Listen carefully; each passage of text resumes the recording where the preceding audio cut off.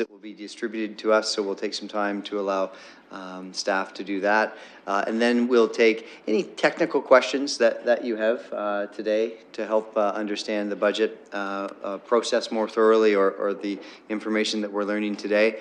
And then we have about a month and a half time to go through this together and to make some decisions. But we won't be having any debate tonight. It's not my intention to have debate tonight. We'll move into council, ideally around 5 o'clock, and then we'll move through that agenda as well. So let's give the clerk and deputy clerk some time to hand out these packages, and also Mrs. Barbon some time to get the presentation ready.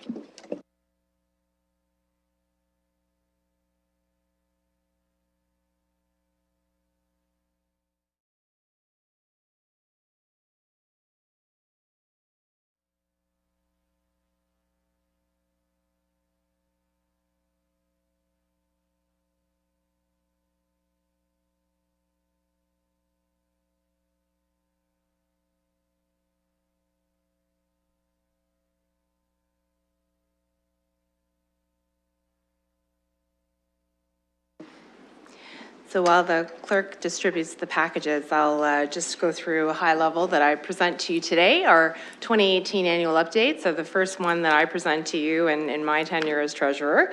And I guess the question that we all need answered first is, are those brand new shoes today?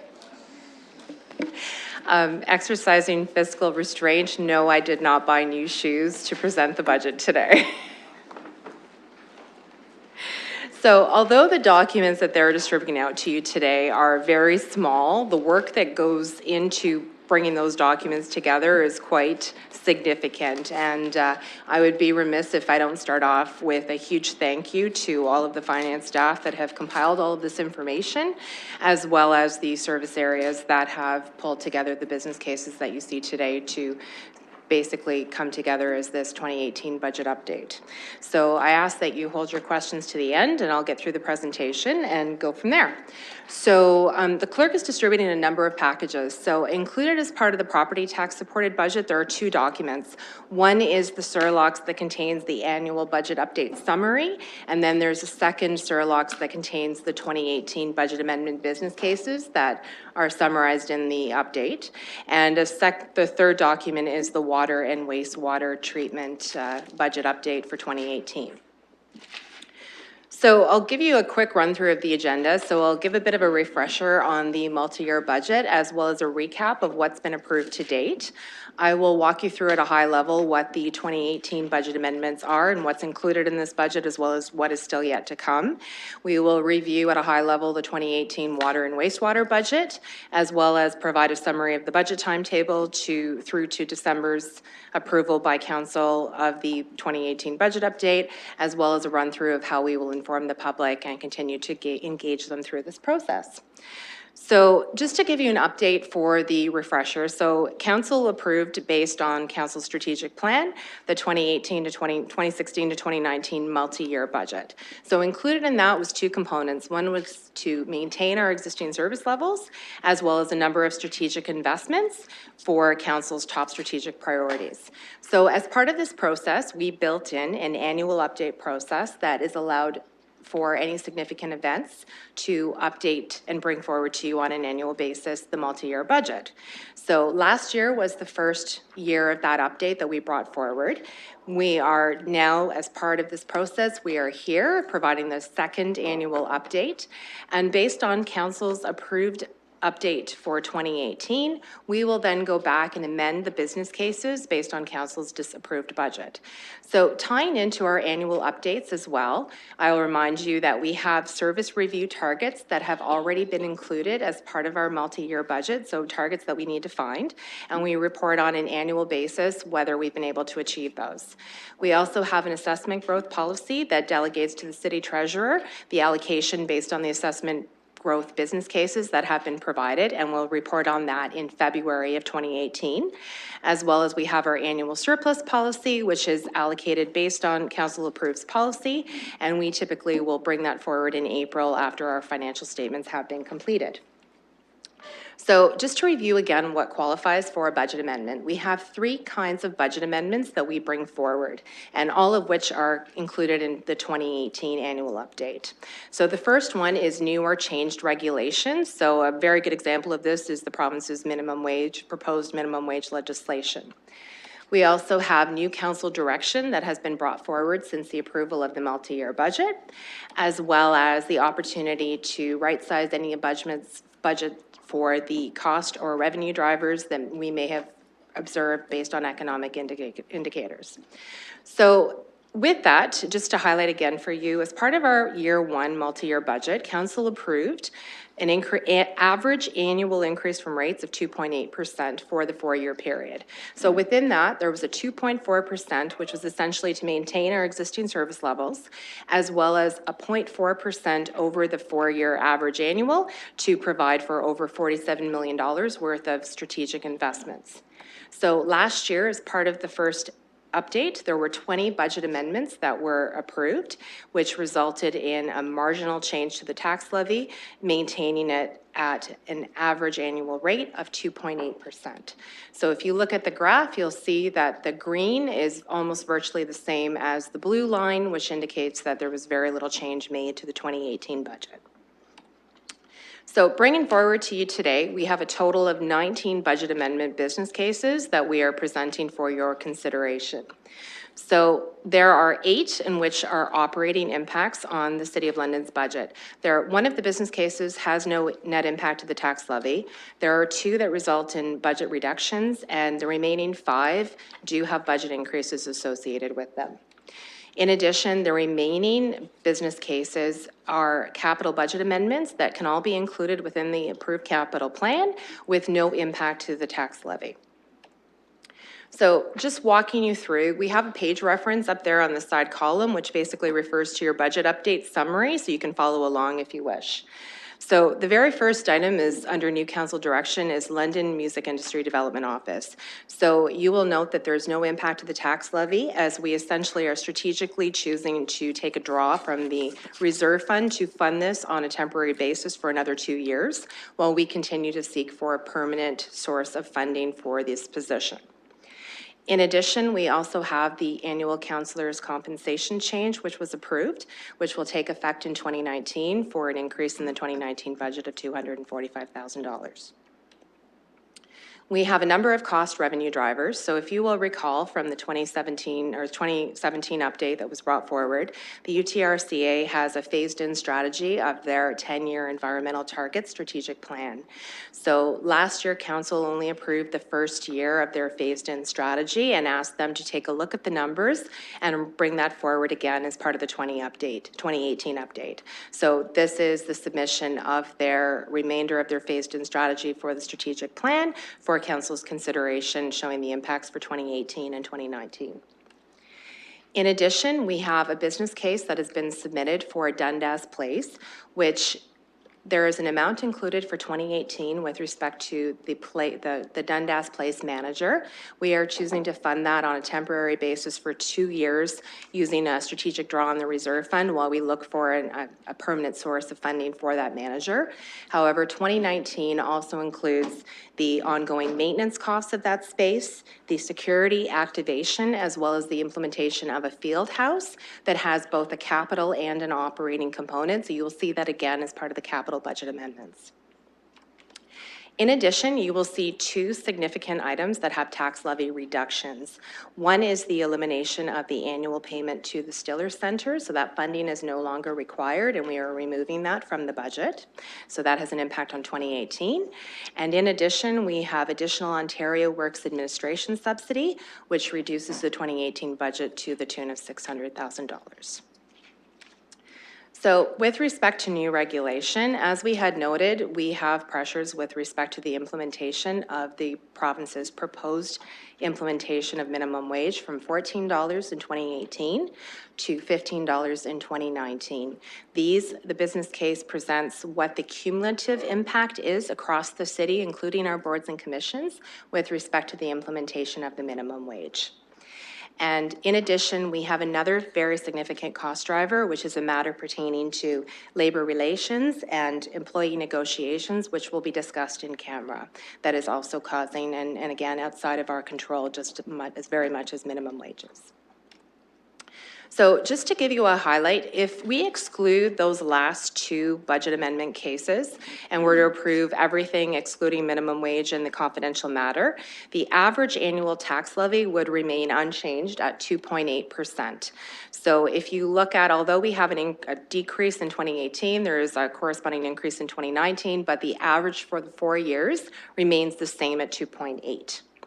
However, if you include, so no change, if you include all of the average, the increases with respect to the two additional budget amendments for the confidential matter as well as the minimum wage increases, we would increase from 2.8% to 3% over the average annual increase from rates.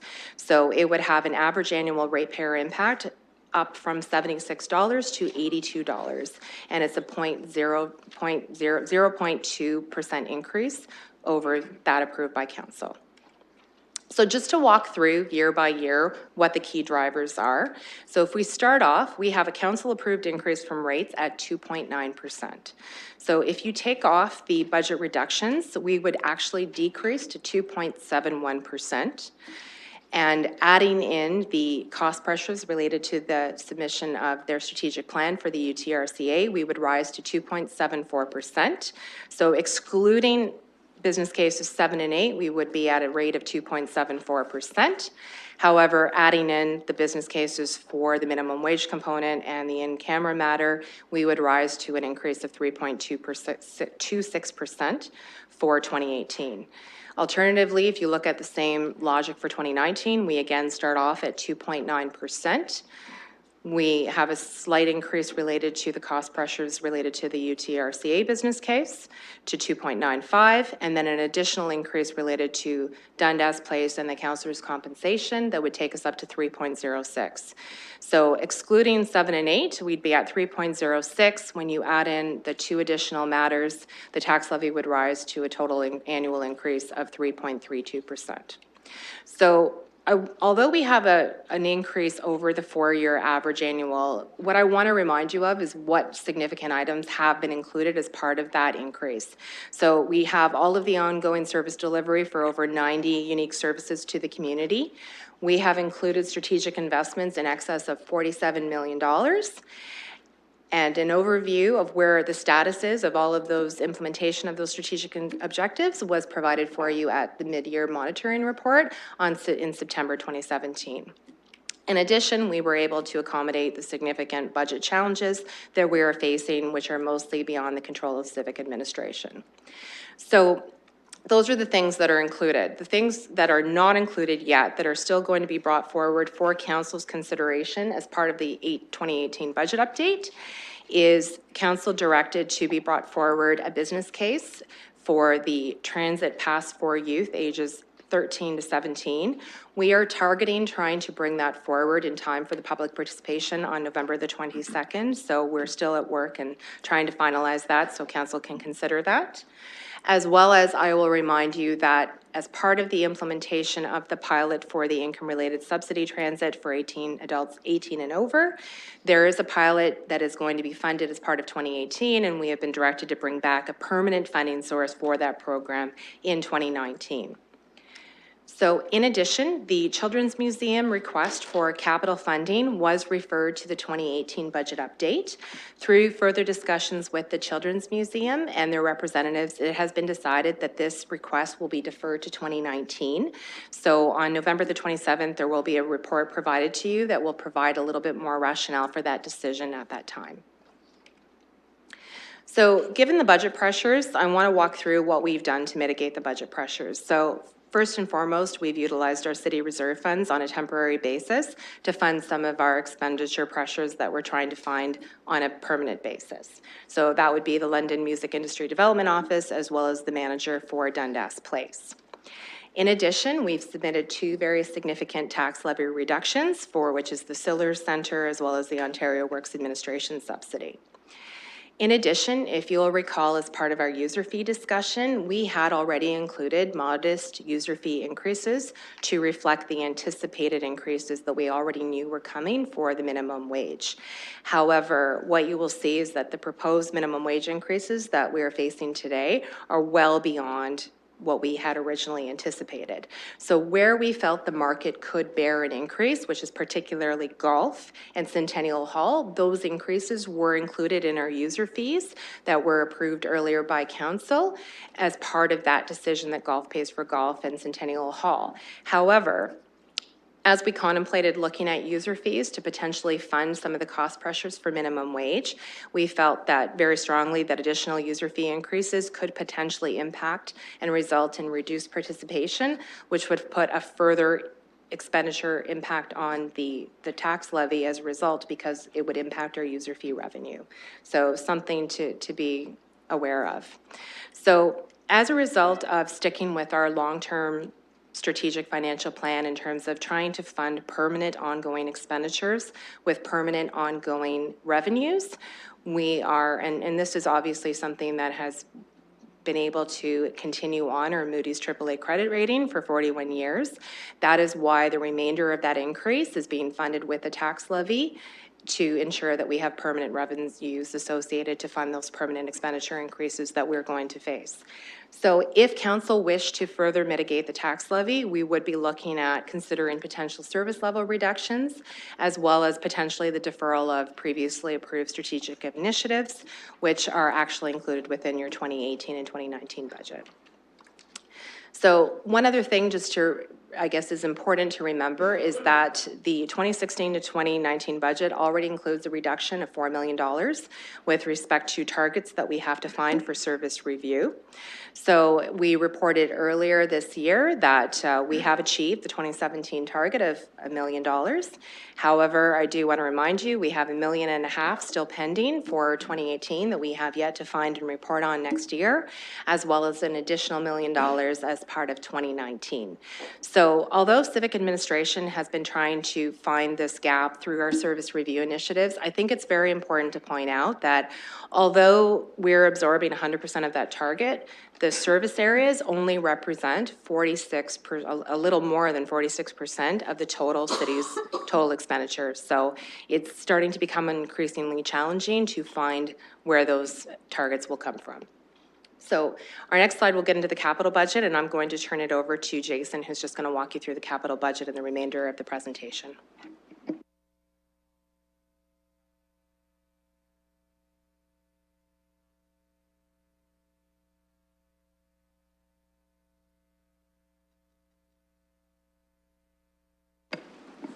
All right, thanks very much, Ms. Barbon. Good evening, everybody. How are you? Okay, so I'll be covering off the capital budget components as well as the rest of the presentation. There are 11 separate capital budget amendment cases, as well as one case that has to do with Dundas Place with the capital amendment portion, as well as the operating. When you look at the impact to the 10-year capital plan, there is an increase of $70.2 million over that time period.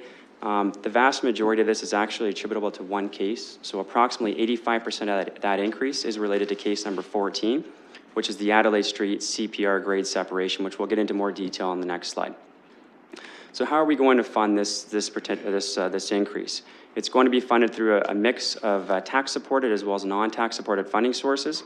Approximately $43 or $30.5 million is coming from non-tax-supported sources.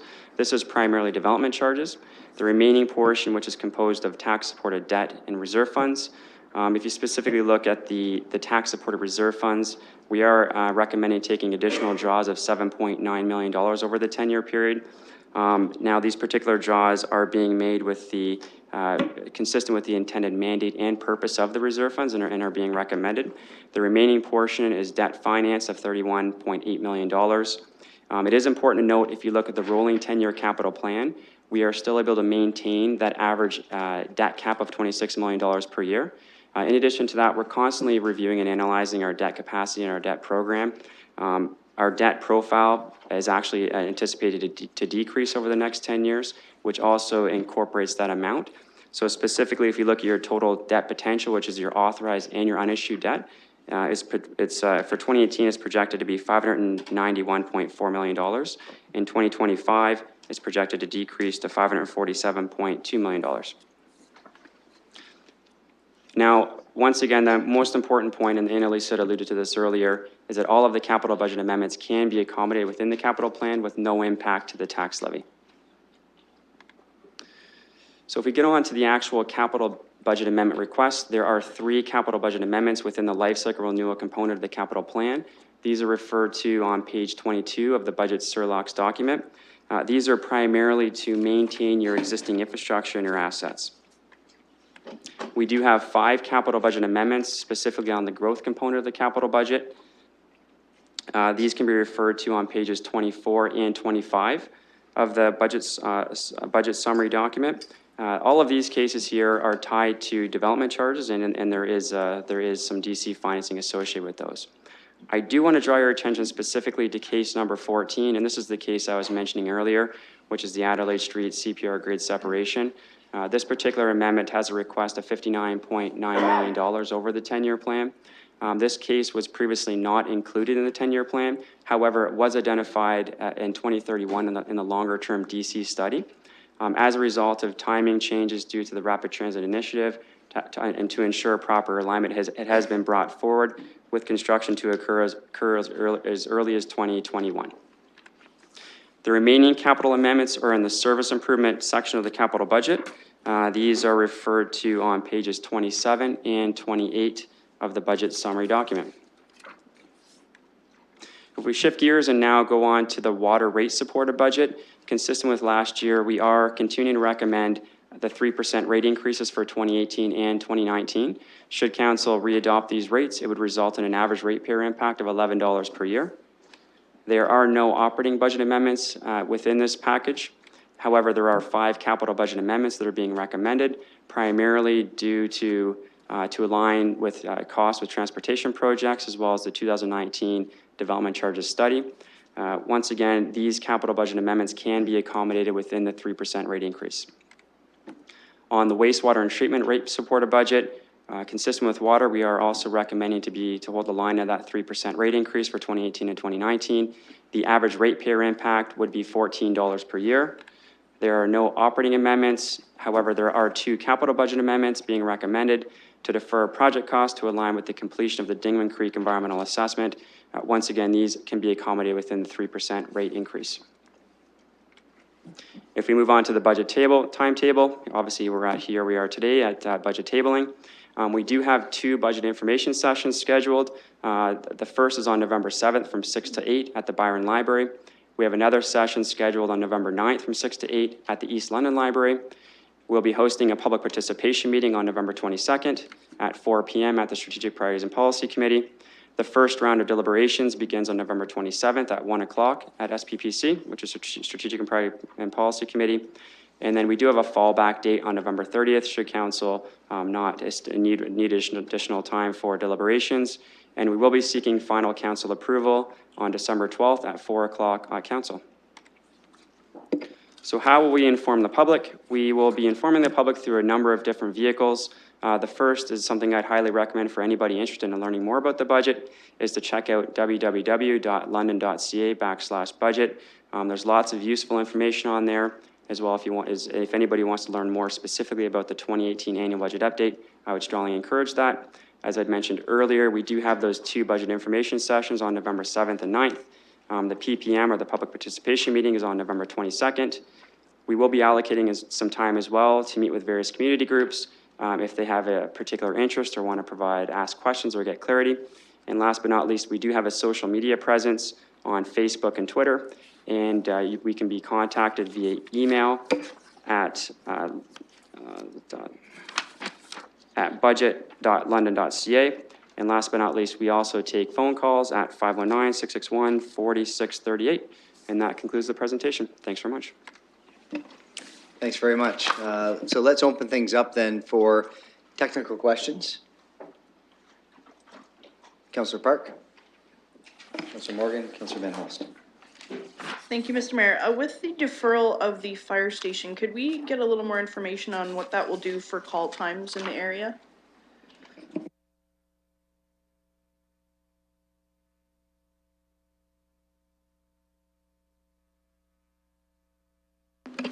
Through the chair, the chief has done an assessment. It does not impact call times in the area.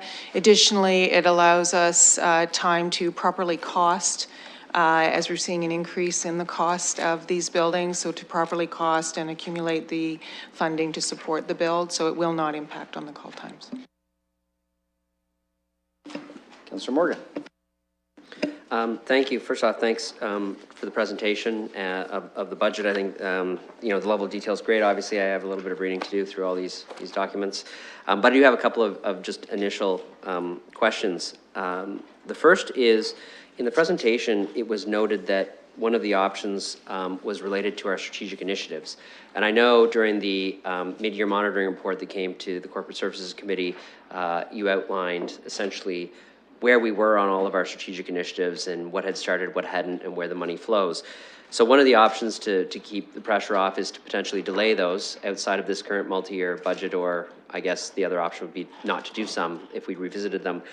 So given that that was an option in the presentation, is there information that we would be receiving from our finance staff through the budget process when we get to the debate portion on where those opportunities would exist? Because some are capital opportunities, some are operating opportunities. I assume you're focusing mainly on the operating side. And I'm just wondering what that will look like, and should we be requesting that information if we're interested in that, or is that naturally going to come to us? Through the chair, what I would say is if council wishes us to bring back alternatives to consider, this is something we have been looking at, and we'd be happy to bring back something on November 27th. If the council would like to pass a motion and direct us to bring that, we would be happy to bring forward that for council's consideration. Well, I would certainly be interested in that. That doesn't mean I'm going to support any delays or deferrals, but if that is one of the options we have, I think if you can bring forward information on that, I'd be happy to make that motion at the appropriate time through the chair, recognizing that we're looking for information here and not making a decision today. So I'll wait. Maybe I'll ask my other questions first, and I'll wait for the signal on when that's appropriate to make. My other question is on the Upper Thames Regional Conservation Authority. And from my recollection of the budget in the past, this is an organization that for lack of a better term, we kind of removed from the whole multi-year budget process and started to deal with on an annual basis because we wanted to give them an opportunity to try to find some savings. I believe we offered them some Lean Six Sigma support and that sort of thing. And this looks like the same ask back again. So was that not a successful process? I guess I could ask them, but I'm just wondering, because I know we're dealing with this on an annual basis. I see this as a little bit different from our multi-year budget because we'll have to look at it each and every year. Through the chair, I can confirm that they did go back and review their information, and the request that they brought forward this year has been unchanged from what they submitted in the past year. That's all the questions I have for now. We've got a number of speakers, of course. We have Councillor Van Holst up next and Councillor Hopkins after that. Thank you very much. So there were a couple of items that took us off target. One of them was a confidential matter. One of them was the wage increase proposed by the provincial government. Could you tell me what the increase is for that one specifically? You had lumped them both together. I think it may be about 0.14%, but if you could just confirm that to see what is the increase to our taxes and the tax levy as a result of that alone?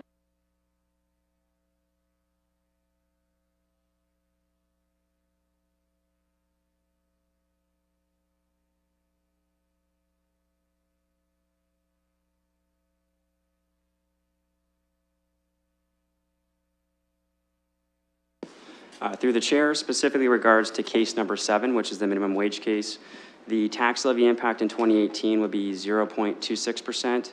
In 2019, it would increase by 0.1%. And it would increase the average overall, 2016 and 2019, by 0.09%. The in-camera item, which is case number 8, the 2018 impact would increase by 0.26%. 2019 by 0.18%, and it would increase the average 2016 to 2019 by 0.11%.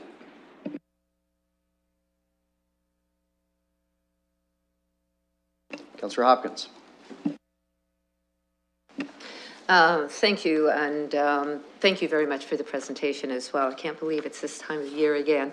And I'd like to talk a little bit, or ask the question around the budget timetable, and in particular, the budget sessions, getting public input. And I see we've probably got just over a week to go. How are we advertising? And I'd like to see if we can get as much information to the public about these sessions, as well as the PPM. I'd just like to know a little bit more if we started advertising and how we're doing it.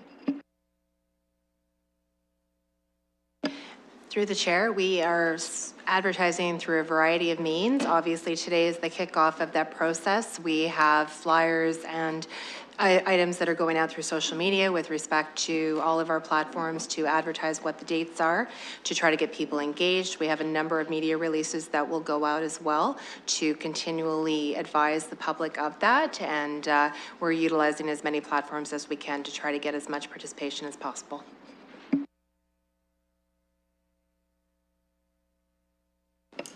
And I think in addition to that, the clerk would have given notice in accordance with the act as well. Any other questions, Councillor?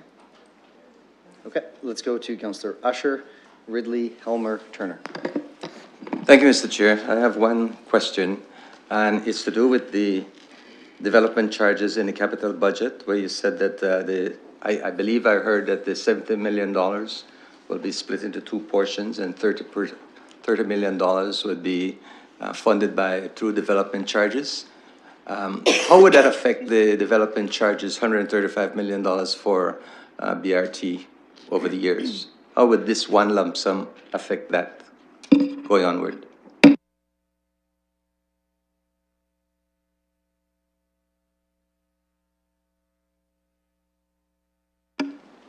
Through the chair, I believe that amount is already included as part of the multi-year plan for our already for the development charges that have been already assigned as part of our studies.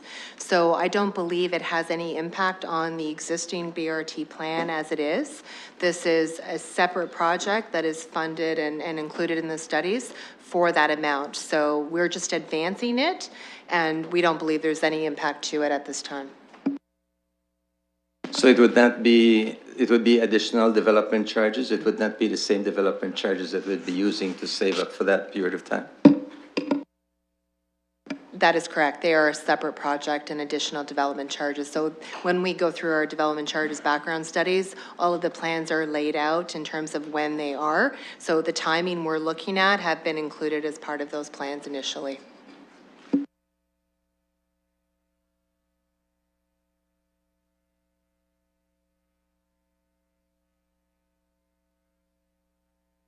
Yes, I'm done. Thanks. Councillor Ridley.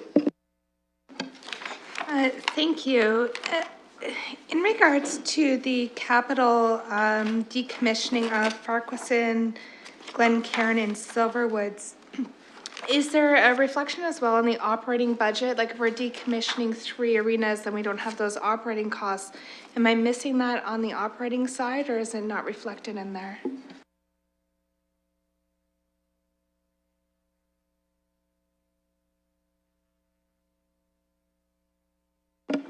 Through the chair, at this time, I believe there are no reductions included and that there are still operating costs that change over with that, so we haven't reflected anything there and are anticipating any change at this time. Thank you, and I'll continue just because I'm trying to understand this. It looks like over the next couple of years, starting even in 2017, it's close to $3 million in decommissioning. Are we divesting ourselves of those properties? Like, are we paying $3 million to decommission and then divest? Are we able to divest them as are now?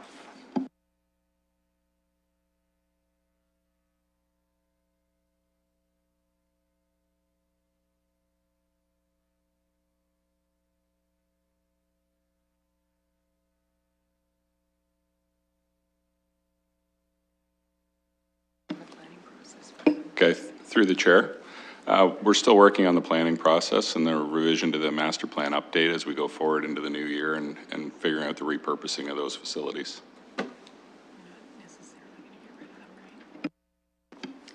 Thank you, and that's what I was looking for, if there was still opportunity to repurpose those facilities. We're planning to retain them and find appropriate uses for them that meet the needs of the City of London.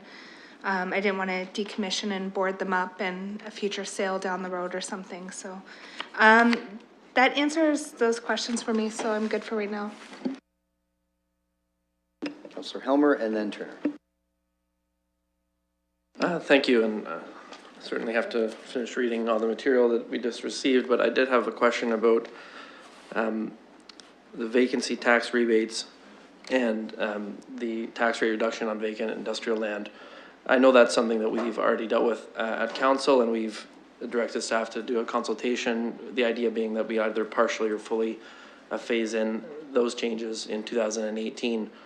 I don't see anything in the budget amendments related to that. I know that the cost of those vacancy tax rebates and the tax rate reduction is somewhere in the order of $2.9 million between the two of them. And I wonder if our staff could speak to when we're going to be hearing back about the consultations with business community about that, when we might expect council to be making a decision on that point, and to what extent it's going to factor into the budget discussions we're having now. Through the chair, thank you for that question. So based on the direction from council, we did go out and we have now completed our consultations with the community with respect to both the vacant land as well as the vacancy rebate. So we are compiling all of the information. We've also been trying to find out across the Ontario what other municipalities are doing so that we could bring a fulsome report forward to council for their consideration of what you wish to do with that program. We are anticipating bringing forward that report to you at the last November meeting. I believe that's November 21st, CSC committee meeting for your CSC's consideration that would then go to council the following week. So should council wish to continue with the elimination of that program, council would approve that at the last council meeting in November, and it could potentially, because we don't know what council's direction will be on that, we have not included that as part of this budget, but certainly will be within the next month for council's review to consider what you wish to do with that program on a permanent basis. Just a brief follow-up. So if we were, for example, to phase out those programs in 2018, 2.9 million is around 0.5% sort of on the tax levy. Is that accurate? And so if we were just doing rough estimates, it'd be the difference between 3.3 and 2.8? That's correct. That's approximately right. Okay, I'll go to Councillor Turner. Thank you, Your Worship. My question is kind of along the lines of Councillor Helmer's. Really, in general, there are a series of proposed things that we're thinking of, kind of in the works. One's vacancy tax rebate discussions. Another one is taking a look at the development charge waivers or subsidies for community improvement program areas and changes like that. Are there, I guess, are there proposed upcoming efficiencies of which we don't know the full value of yet, but that we could have an opportunity to realize a partial amount of that in the upcoming 2 years?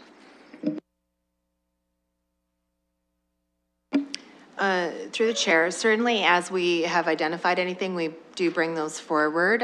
Certainly there is obviously the service review targets of $1.5 million that we will be looking at trying to find and apply certain things towards. Other than the vacancy rebate and some other potential items, there is nothing in terms of reductions that I know of in the immediate short term that will be coming forward for your consideration, but we will certainly look at what all the options are for your consideration to bring forward on the November 27th SPPC to package that up for you. Okay, other speakers? I know Councillor Morgan spoke about a motion. I'll hand things over to him now so we can speak to that motion specifically. Sure. I had one other question, if I can, Chair. This is the way I sink in a second one. It's on the impacts of minimum wage, and if we can't answer this today, it would be nice to know. I know that we'd asked the question before, and I've always been thinking about the size of the magnitude of the minimum wage increase. In other words, the number of people that we actually employ at minimum wage.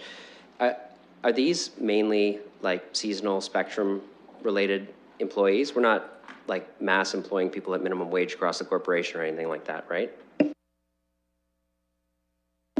Through the chair, the large impact of that across the civic service areas are primarily in Parks and Recreation, our casual staff. Although when you refer to the business case, you will see the boards and commissions also have some impacts as well, and they've been outlined which areas are impacted.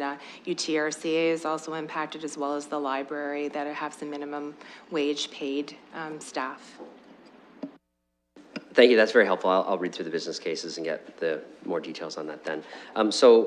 Through the chair, the motion that I wanted to propose for my colleagues was just getting a little more information, as was suggested in the presentation, on options related to our strategic initiatives, just so we have that at our disposal. I guess we're at committee, so I don't know if through the clerks that can be, if there's no objections, rolled into the main budget motion, or whether colleagues would prefer to have me look for a seconder and move it and second it, or could we just put it all together? So, Councillor, we'll be receiving this, and so we can add that in. And I'd be happy to second as well. Okay, so we'll wait for that motion to come up on screen, and I'll look to anyone else to see if anyone wants to add in, just as we move towards calling the question. Okay, so you can see Part C has been added to reflect Councillor Morgan's motion. The city manager be directed to report back with potential options for adjusting the City of London strategic initiatives that would have an impact on the 2018 budget. And I think I might also just introduce as a question to the mover of the motion, whether or not he wants to open this up a little bit more to see if there are any other recommendations that the city manager might bring forward that could mitigate any kind of tax increase. There's no possible way I would object to that. So, yeah. So if we can get that added in, and again, I'm happy to second the motion.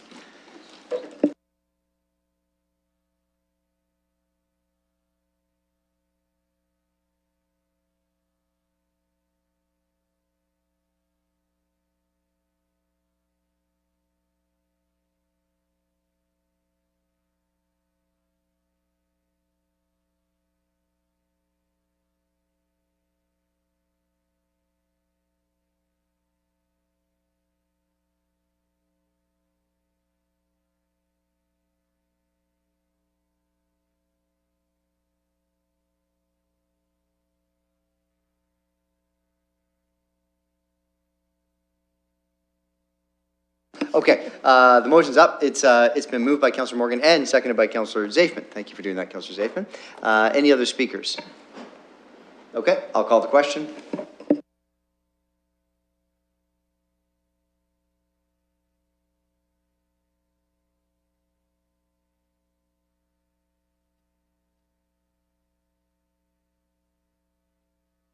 Councillor Armstrong?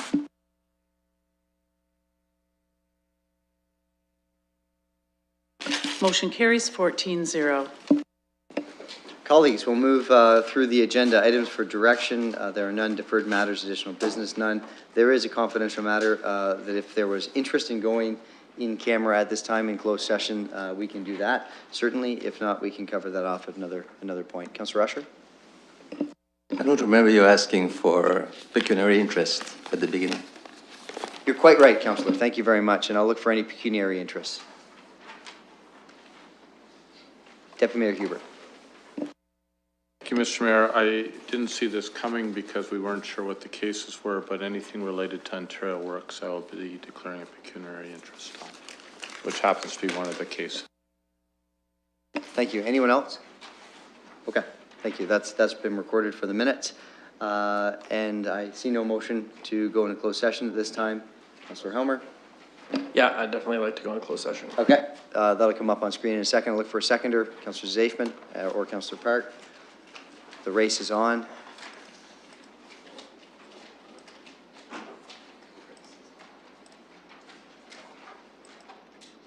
Okay, that's been moved by Councillor Helmer and seconded by Councillor Park. Excellent. Okay, any discussion? Let's call the question. And we're voting.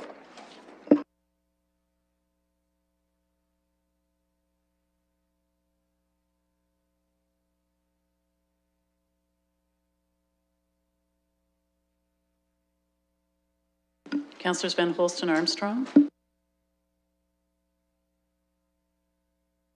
Motion carries 14-0. Okay, colleagues, we'll see you in Committee Room 3.